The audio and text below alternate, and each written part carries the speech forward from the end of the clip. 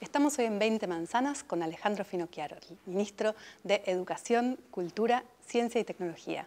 Gracias por visitarnos. No, por favor, muchas gracias a vos, Daniela. Las pruebas a aprender. Hace 3 años consecutivos que tenemos resultados de la calidad educativa de los alumnos en Argentina. ¿Cuál es el dato más saliente de lo último que salió en estos días? Hay varios datos. En primer lugar, que se consolidó la cultura de la evaluación. Lo que antes era resistido por algunos actores, hoy ya está instalado. El 95% de las escuelas respondieron a la evaluación. En segundo lugar, nos parece muy interesante esta mejora que en los chicos de primaria ha habido en cuanto a la lengua, comprensión lectora, interpretación. Hoy el 75% de ellos están en los resultados satisfactorios y altos. Tercer dato importante, lo hicimos achicando la brecha educativa, porque del sector más bajo salió el 7.4%, ¿no? Es decir, se mejoró y se achicó la brecha educativa. Y después, otro dato muy importante es que las escuelas Faro, que eran aquellas que con la evaluación del 2016 nosotros entendíamos que eran las que más necesitaban de la acción del Estado, todas, después de mucho trabajo en conjunto con las escuelas, con los inspectores, con los ministros de las provincias, todas mejoraron más que el promedio. Decías antes que hay un cambio en lo que es la cultura de la evaluación. El gobierno anterior denostaba las pruebas y decía que estigmatizaban a los alumnos. En eso, por ejemplo, en el Consejo Federal de Educación, que es donde se ve lo que piensa la gente que está en educación, ¿cuál es el criterio dominante hoy en día? Absolutamente a favor. Por eso antes mencioné un agradecimiento a cada ministro de cada provincia. Nosotros esto desde Nación nunca lo hubiésemos podido hacer si ellos no solo no hubiesen estado de acuerdo, sino que además pusieron todo para hacerlo. Es decir, no fue nominal, es decir, bueno, estamos de acuerdo. Todos los ministros trabajaron mucho y de hecho la mejora fue en todas las provincias. ¿Las pruebas a aprender son más un censo o una encuesta? Quiero decir, son censales. ¿Qué porcentaje participa del alumnado? Bueno, el 95% de las escuelas, eso nos dio 574.000 alumnos en la última evaluación, que fue la 2018. ¿Y no sabemos sobre el total de alumnos en el país que representa? Debe ser algo muy parecido a eso, alrededor entre el 85 y el 90%. La única provincia donde tuvimos problemas fue Neuquén, así que había paro, y ahí nosotros no lo tomamos, como es censal, estimamos que no era representativo, entonces no lo tomamos para el resultado final. Las mejoras que mencionabas antes, por ejemplo, la mejora en lengua, ¿se debe a acciones concretas que se realizaron o es producto del azar? No, nunca es producto del azar nada. Ni es producto del azar cuando te va mal, ni es producto del azar cuando te va bien o empezás a mejorar, como decimos nosotros. Nosotros entendimos que cuando recibimos la evaluación 2016 tenemos 2 graves problemas, entre muchos otros, lengua y matemática. Decidimos empezar y poner todo el foco primero en lengua, porque cuando vos mejorás en lengua, por reflejo mejoran las otras áreas de conocimiento. Es decir, un chico no puede resolver un problema matemático si no comprende el enunciado del problema, ni puede entender naturales, ni puede entender sociales. Nosotros trabajamos con 920.000 docentes en las jornadas institucionales, con foco solo en lengua, y esto lo repito así, con foco solo en lengua y con materiales específicos de lengua. Hicimos ateneos de directivos, círculos de directivos, con 44.000 directivos en todo el país. Y después ateneos didácticos con 257.000 directivos y docentes que intercambiaron sus experiencias, sus abordajes, sus aprendizajes. Y eso es lo que se tradujo en esta mejora. Así como hay datos ahora sobre la calidad educativa a nivel nacional, ¿hay datos sobre los salarios docentes? Sí, claro que hay datos. Lo que pasa es que en este momento yo no te puedo contestar, como me preguntaron en otro día en un programa de televisión, cuál es el salario promedio, porque vos tenés provincias que ya han arreglado su salario, es decir, que ya tienen datos 2019, y provincias que están negociando y que entonces tendrían datos 2018, y eso falsearía el dato. Más allá de la coyuntura me refiero a algo un poco más estructural, es decir, Si el Ministerio de Educación Nacional se tiene que ocupar de la calidad educativa, ¿no tendría que ocuparse también de un salario mínimo para los docentes? Bueno, de hecho nos ocupamos porque lo que quedó establecido es que el salario mínimo que puede cobrar un docente es el salario mínimo vital y móvil más un 20%. Y ese 20% tiene que ver con la intención del gobierno de jerarquizar al maestro. ¿Eso reemplazaría las paritarias nacionales? Es que nunca hubo paritarias nacionales. Lo que había era una mesa, digamos, establecida en base al artículo 10 de la Ley de Educación, que nosotros estimamos que era una mesa donde había una sobrerepresentación de un gremio en detrimento de los otros gremios. Entonces hicimos una mesa con una persona por gremio, porque acá no hay paritarias. En las paritarias sí la representación es por cantidad de afiliados, como en la provincia de Buenos Aires, pues se vota, ¿no? Acá no. Acá tenemos que ponernos de acuerdo sobre, por ejemplo, capacitación, formación docente y muchas otras cosas más, y discutimos y llegamos a consensos. ¿Es cierto que Cambiemos quiere parecerse a Finlandia en educación? No. Nosotros no tomamos ningún modelo extranjero como si fuera un enlatado, ¿no? ¿Por qué? Porque cuando esto se quiso hacer en nuestro país, se fracasó. ¿Por qué? Porque un modelo puede tener éxito en un país que tiene costumbres, idiosincrasias, historias, etcétera, muy diferentes a la nuestra. ¿Qué es lo que hicimos? Por ejemplo, en la formación docente, nosotros miramos mucho el modelo finlandés porque es un modelo de éxito y lo adaptamos a nuestra realidad, la realidad argentina. Lo mismo con el plan Aprender Matemática que estamos lanzando en este momento. Es decir, miramos el modelo de Singapur. ¿Por qué? Porque Singapur le va espléndidamente bien en matemática. Pero también trabajamos con el modelo francés, que occidentalizó el modelo Singapur. Y también trabajamos con México, que si bien no está arriba todavía en las pruebas PISA, viene teniendo mejoras sistemáticas. Y hemos trabajado con chilenos, y hemos trabajado con italianos, y hemos trabajado, además, con pedagogos y matemáticos que enviaron cada una de las provincias del país. Trabajamos con nuestras academias. Entonces, el modelo Aprender Matemática es un modelo argentino que está basado en observar y estudiar modelos que tuvieron éxito en otros países.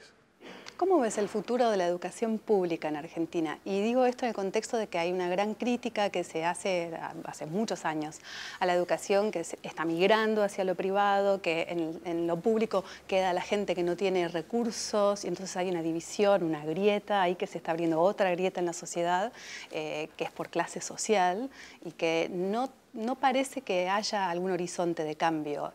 Cambiemos. ¿Quiere cambiar eso? Mira, Danila, hay un montón de mitos que Cambiemos, y antes el PRO gobernando la ciudad de Buenos Aires, fue derrumbando, ¿no? Se suponía que Mauricio Macri iba a ser el gran privatizador de la educación. No solo no se privatizó nada, sino que te voy a contar una cosa.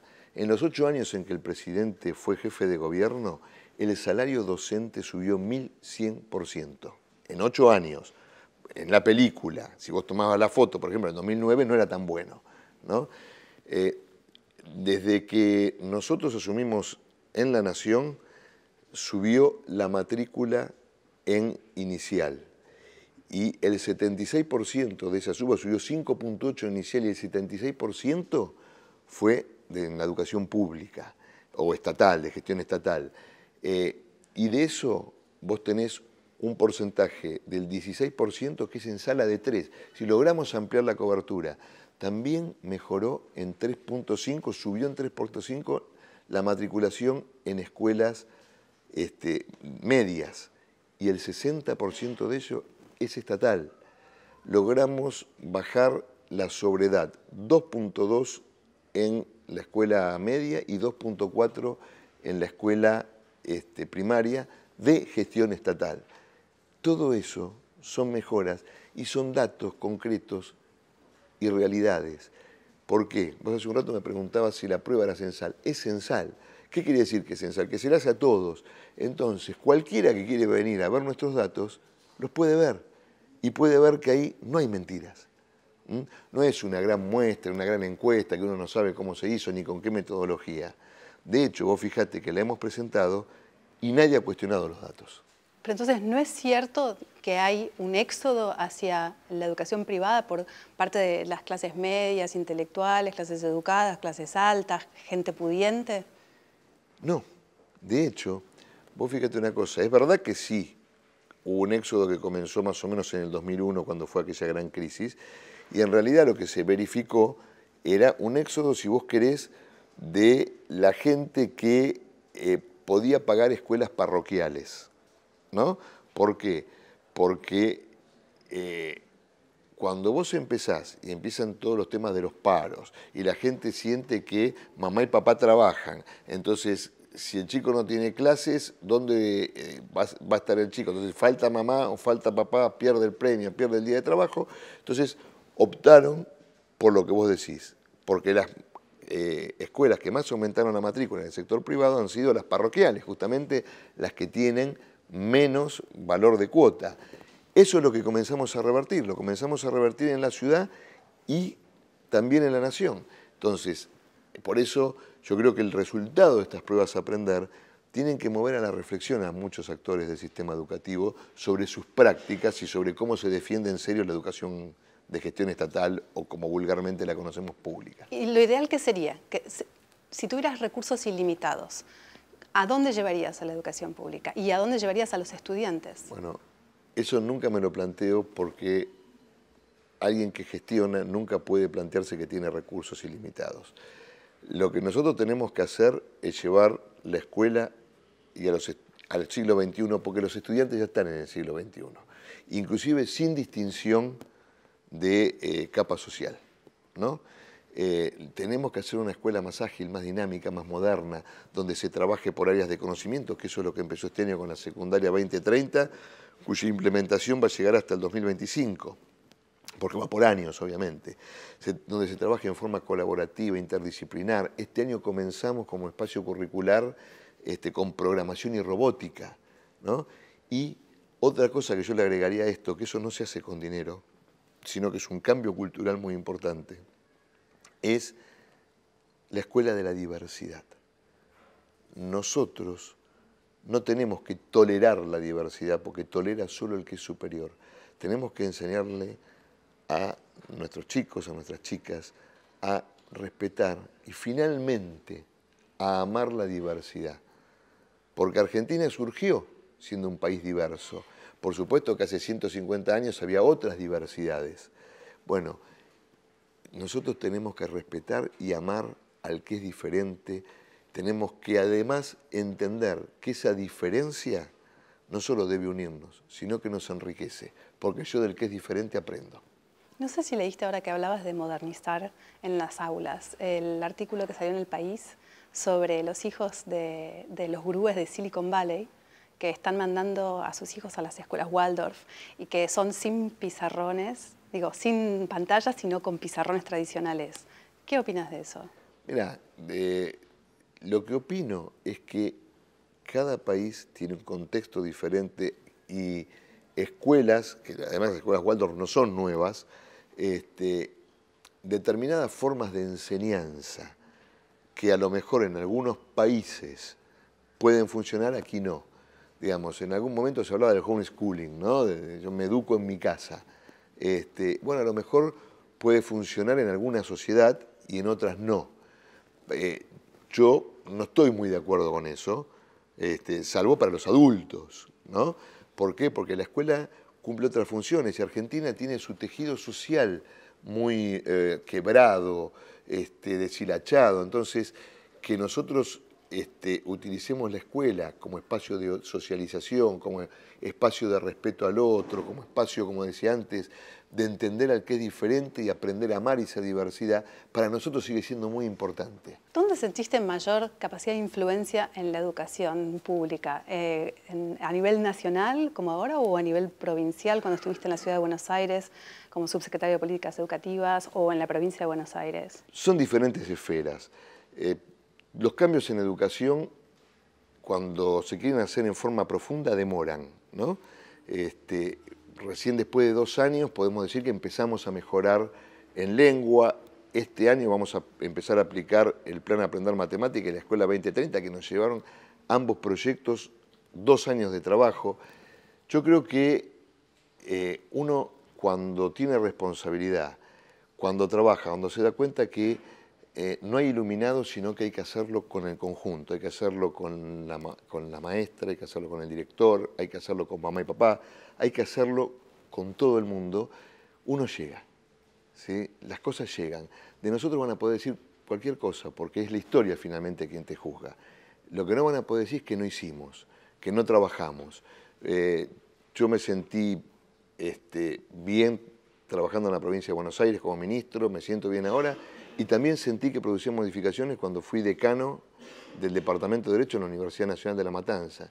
Y también cada día que, como el viernes pasado, fui a dar clases. También siento que cambio la historia en educación. Te falta una esfera, la municipal. ¿Te vamos a ver en La Matanza como intendente o...? Bueno, eso lo va a decidir la gente. Nosotros sentimos que en Matanza hay un montón de gente que quiere cambiar la realidad en la que vive. Y yo espero poder representar la voz de cada uno de ellos. ¿Con interna o sin interna? Como sea.